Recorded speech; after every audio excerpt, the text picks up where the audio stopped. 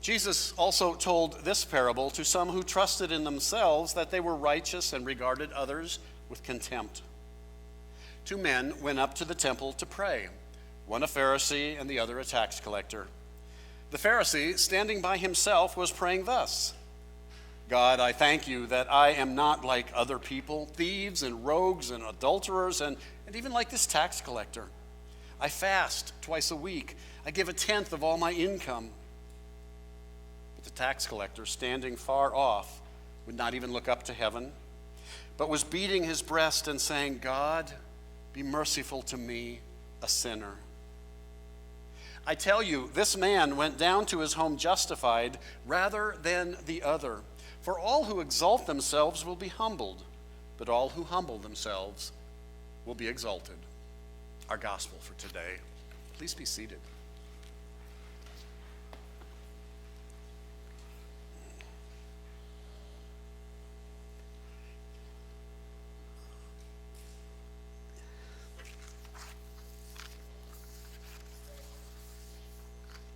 Well, Paul was in prison.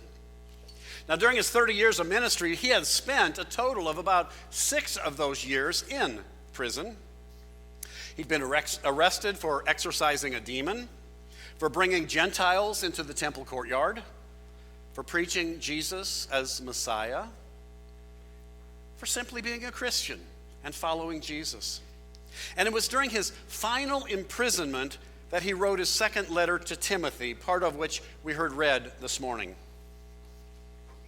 You see, Paul wrote to Timothy to encourage him, to give him strength, to encourage him to continue in his ministry. The verse just before what we heard read this morning says this: As for you, always be sober, endure suffering, do the work of an evangelist, carry out your ministry fully. And then Paul continues and writes about himself. And he says, as for me, I am already being poured out as a libation, and the time of my departure has come. I fought the good fight. I have finished the race. I have kept the faith. In other words, what Paul is writing to Timothy is, I've been used up, I'm worn out, and I am done. Ever felt that way? I am used up, I am worn out, I am done. I think there are days in our lives for that. Sometimes it's weeks or maybe even months that's the way we feel. I remember growing up in my family that we would go on vacations in the summertime, and we would get 9 kids and 2 adults into our station wagon, and we had this, it was made, somebody made it for us. It was a carrier that went on top of the station wagon. It was the entire length of the roof, and it lifted up on one end, and we were able to store our suitcases in there and our tent and all of our camping gear and get it closed again. We would go camping. By the time our vacation was coming to an end, my mother was used up, worn out, and done. My guess is some of you know what that's like. That must be a little bit what Paul felt like. Paul said, I'm already being poured out as a libation, and the time of my departure has come. I have fought the good fight. I have finished the race. I have kept the faith. I read somewhere this past week that Buddhists have a saying about a pitcher. It needs to be emptied before it can be filled. It only serves its purpose when it is being emptied. When Paul talks about how poured out he is on behalf of the gospel, he's happy about it. He's happy because he knows as he's being poured out and emptied, he's going to be filled back up, and it's going to be something really awesome, something wonderful, something great.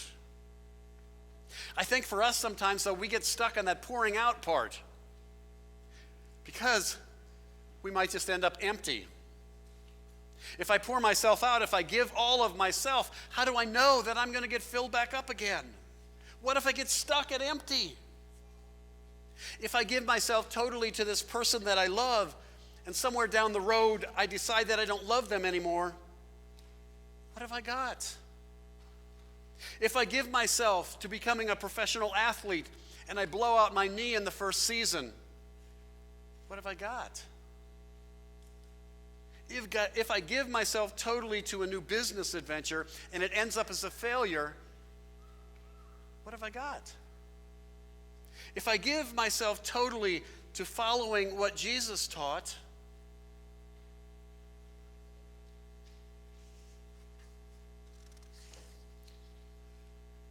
maybe it's the world that has taught us to hold back, to keep back part of ourselves in reserve, to be ready for failure when and if it comes, to diversify, to never put all of our eggs into one basket. But what if? What if you totally give yourself to that person that you love and they return your love and it never ends? Yes.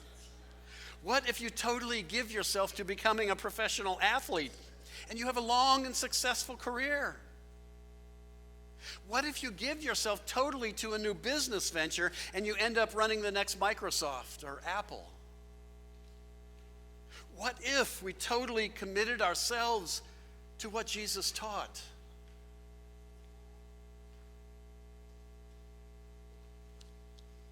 There's a term that's been in vogue for a few years now, and it's sort of come out of the events of 9/11.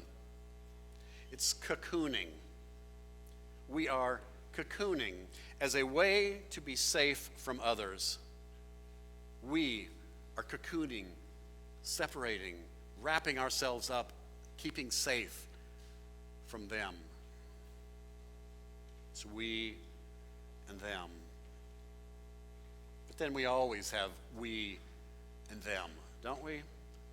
The Jews, the Gentiles, the Americans, the Russians, the Catholics, the Protestants, the Democrats, the Republicans, the haves and the have-nots, the righteous and the sinners.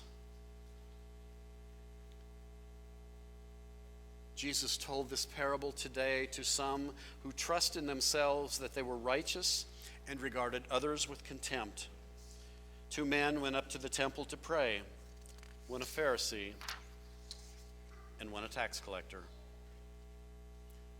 Paul was a Pharisee. He was a Pharisee, but he came to know Jesus on that road to Damascus. He came to know what it means to follow Jesus. He paid the price.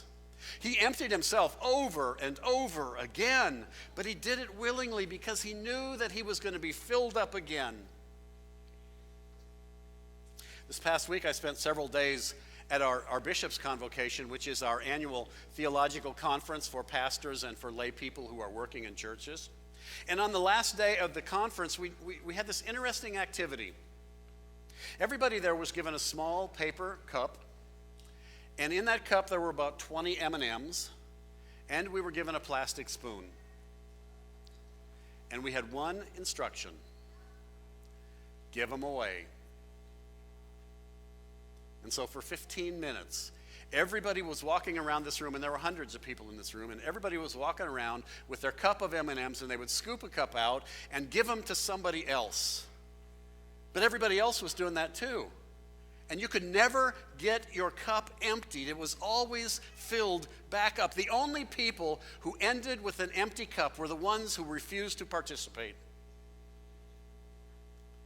When we totally commit ourselves to living like Jesus taught, it's sort of like those cups of M&Ms. We give of ourselves, we empty ourselves, and we get filled back up. These past few Sundays, we've been looking at numbers. 2 weeks ago, I asked you to write down on a card the amount of your take-home pay. Last week, I asked you to write down on a card the amount that you give in your offering to the church. Last week, we also asked you to consider taking a third-class ticket from our board.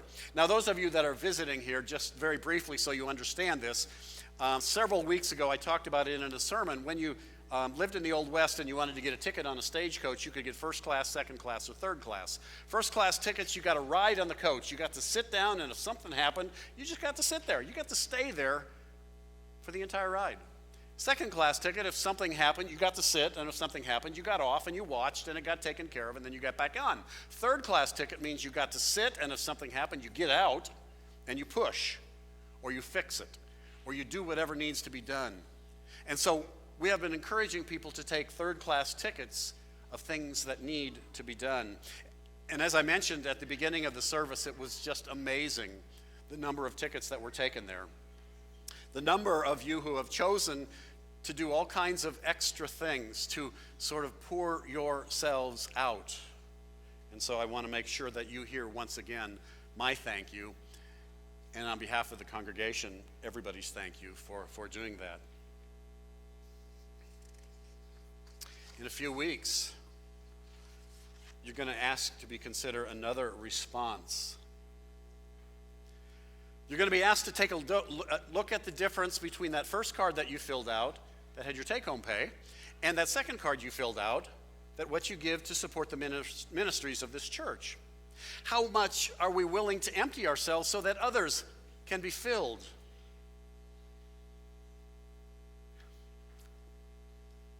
Will we want to cocoon ourselves? Will we want to keep all of our M&Ms because we might need them sometime? We don't want to give them all away, right? Because I might not have any then. But then somebody else who has some might give me some. So will we keep all of our M&Ms? Or will we willingly share them, trusting that they'll be replenished? Are we willing to share ourselves, our time, our treasure, our possessions, our money, so that others may have what they need? Amen.